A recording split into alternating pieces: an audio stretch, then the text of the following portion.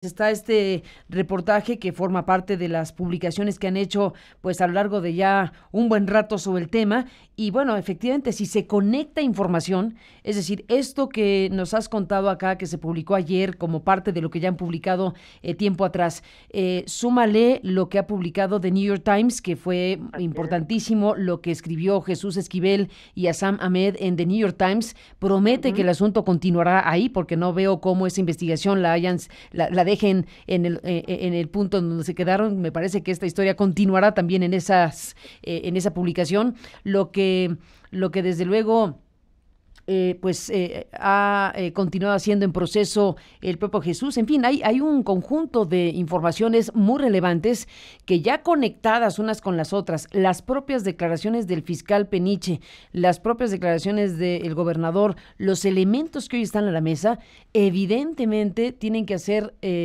conciencia en la sociedad de que estamos frente a una trama de corrupción como no teníamos registrado en la historia de México reciente. Yo no tengo así a la mano una idea de algo de este tamaño, ni siquiera ni siquiera el Pemex Gate, que es prima hermana de esta, ¿no? O los amigos de Ujú. Fox, porque aquí estamos hablando de algo que podría efectivamente extenderse de forma muy amplia, porque como lo has dicho, se trata de un modelo, algo que Ujú. se ha replicado en los estados de la República. Ve tú a saber, Maridalia, desde cuándo.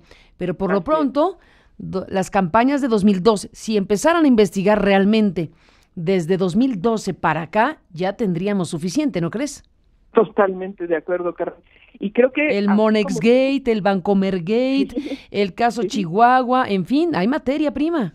Acabamos de ver sí, que el INE apenas nos da cuenta de que efectivamente se usaron tarjetas Bancomer para dispersar recursos en la ujú, campaña electoral de 2012. sí, ujú, sí, sí, sí, así es. Es una 2015. pizcacha Ujú. de una cosa que debería ser pues investigada integralmente. ¿Por qué autoridad, Maridalia?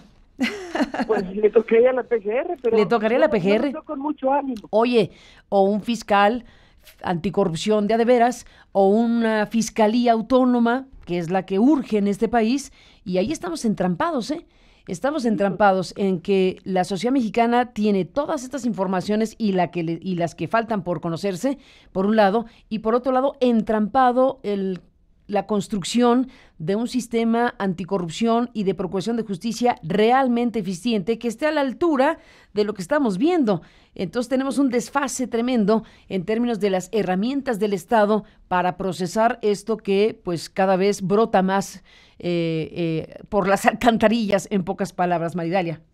totalmente, Carmen, y por eso, ante esta deficiencia y esta desarticulación institucional, que yo creo que es con toda la intención, y que no solo de un partido, creo que hay varios partidos que les interesa que no funcione bien, Pero por eh, supuesto, ¿no? el famoso, Te oye, toca, ya se ha dicho mucho, pero queda perfecto el concepto. Pacto de impunidad es pacto de impunidad que es así es, multipartidista, ¿no?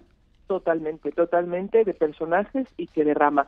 Por eso es el tiempo de que los medios en conjunto, así como lo estamos haciendo en los esfuerzos, y que unamos esfuerzos junto con la sociedad esta que va sabiendo de cosas y de elementos y que de sospechas y que tiene datos, sumemos para seguir haciendo este trabajo, porque estos trabajos nacen exactamente de la gente que Totalmente. va nutriéndonos y que nos va ayudando y empujándonos y obligándonos además a un periodismo mucho mejor, y que además un periodismo que tendremos que hacer como más en conjunto. Y por eso yo te agradezco mucho que nos abra la puerta, porque además es un foro muy grande, muy grande, muy escuchado, Carmen, y de muchísimo prestigio. Pues al contrario, Maridalia, a ti, a Luis Sí, León y a los que están trabajando, a los que han decidido poner el esfuerzo, el trabajo, la inteligencia, el rigor para ir exponiendo cosas de esta naturaleza. Nos has llegado varias perlas ahí sembradas de información muy relevante que si no te importa seguiremos de cerca y agradecidos de que estemos juntos en esta exposición esta mañana.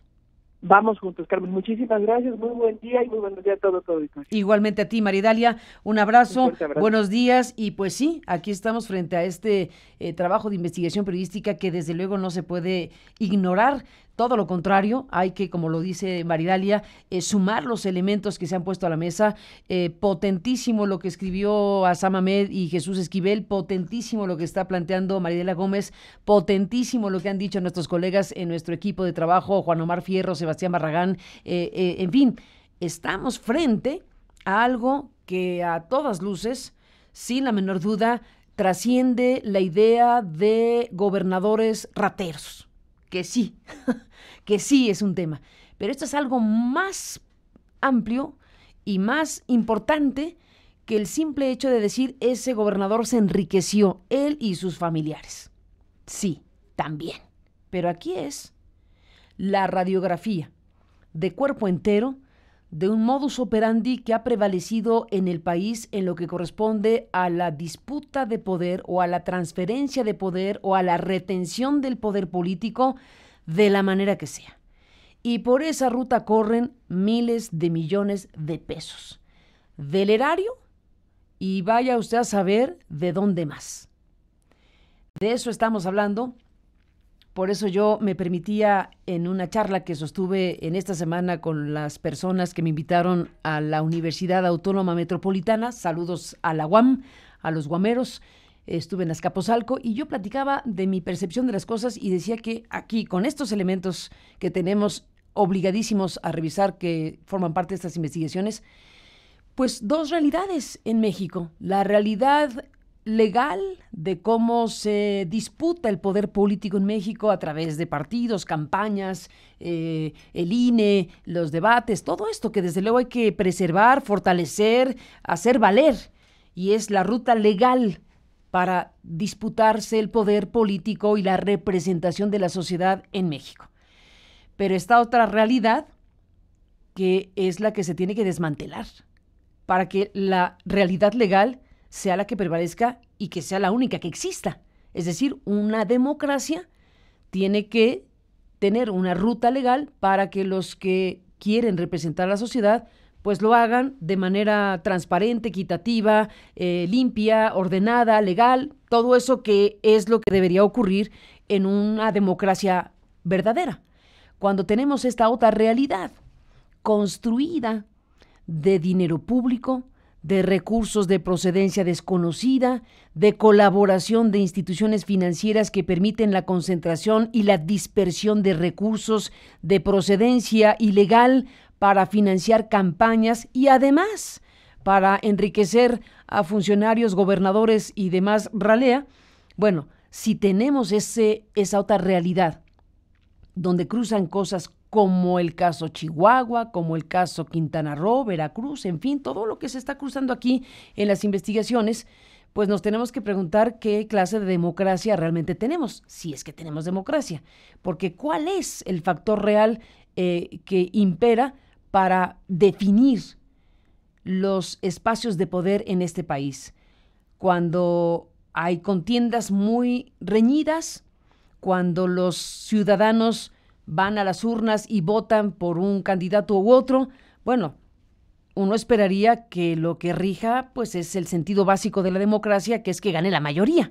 Pero cuando se introducen en las campañas de todo tipo, en las municipales, en las estatales, en las federales, cuando se introducen elementos que distorsionan esencialmente el juego democrático, con dinero que corre por esas venas, pues entonces uno se tendría que preguntar, bueno, para que un opositor, para que un personaje realmente gane una elección, tiene que hacer un esfuerzo denodado, porque tiene que sobrepasar toda esta maquinaria.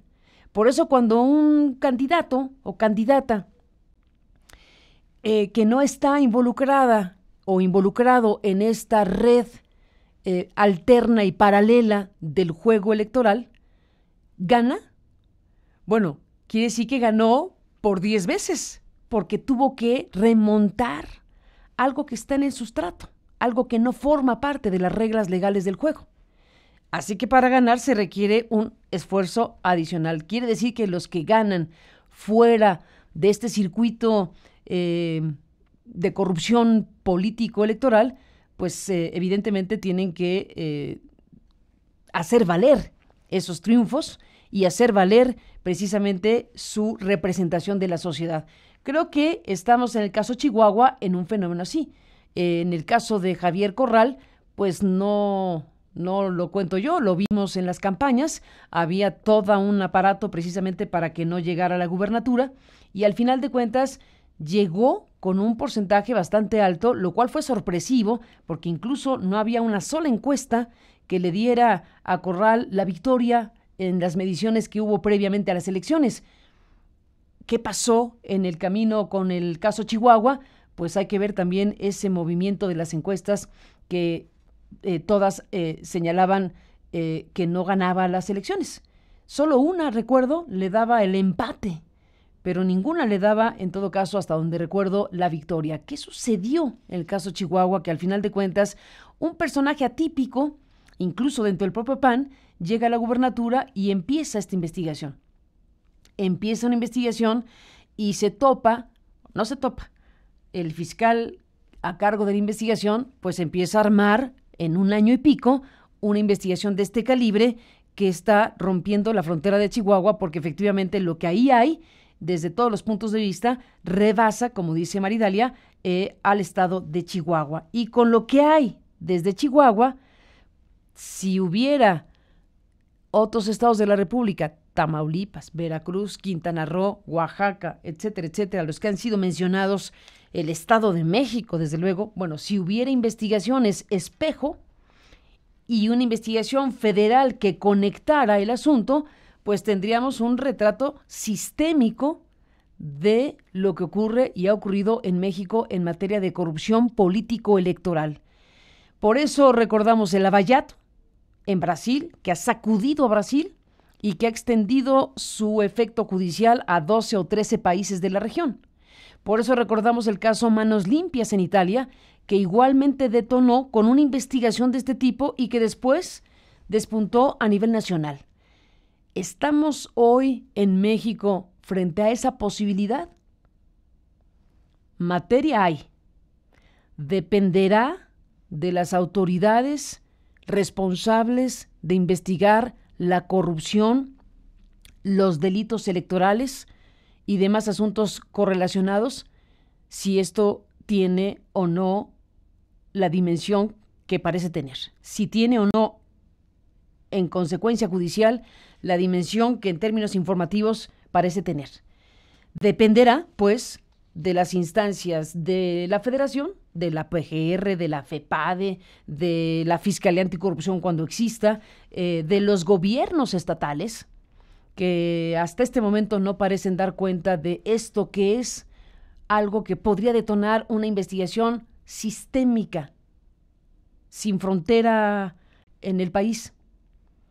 Y dependerá también de los medios de comunicación, si hablamos o no del tema, si investigamos o no sobre el tema, si seguimos la pista o no de estas informaciones, si abrimos la discusión sobre el alcance de esto.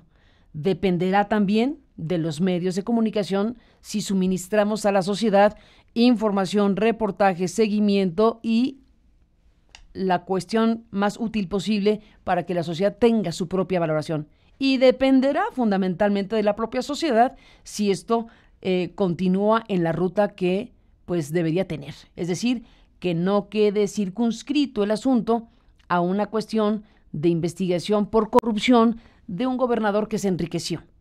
Si se quedan ahí las investigaciones, pues entonces en 2, 3, 4, 5 años a lo mejor vemos que los que han sido señalados y que están siendo investigados, pues podrán ya irse y a disfrutar sus riquezas malavidas, las que les queden en todo caso. Por eso no le quite el ojo también a lo que nos dijo el gobernador de Tamaulipas hace ratito, que salió a decir que en la PGR pues no le entregan los expedientes para que se pueda procesar en Tamaulipas al exgobernador Eugenio Hernández. ¿Por qué la PGR no colabora con Tamaulipas?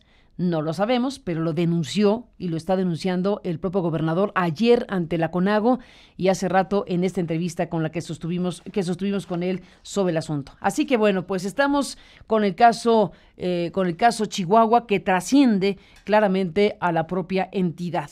Y está esto que nuestros colegas León y Gómez nos han compartido esta mañana, la red de corrupción del exgobernador César Duarte, que está investigando la Fiscalía de Chihuahua, pues ha sido construida, dice el reportaje, a través de más de 50 testimonios, cuyas declaraciones ministeriales superan los 70 tomos.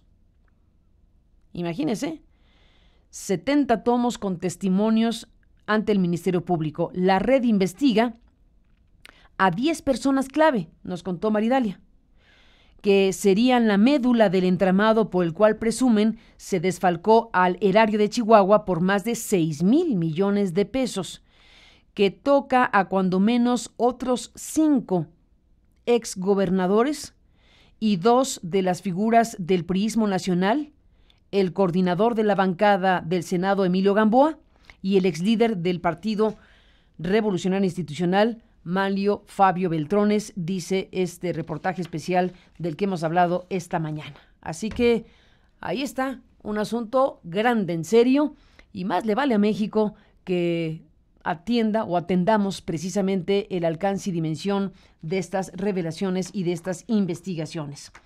Estaremos en ello, seguiremos hablando del asunto y aportando información que vaya abonando en el conocimiento del alcance de esta investigación judicial desde Chihuahua y lo que pueda venir en otros estados y a nivel federal. Un tema sistémico, como decíamos, con todo lo que eso implica.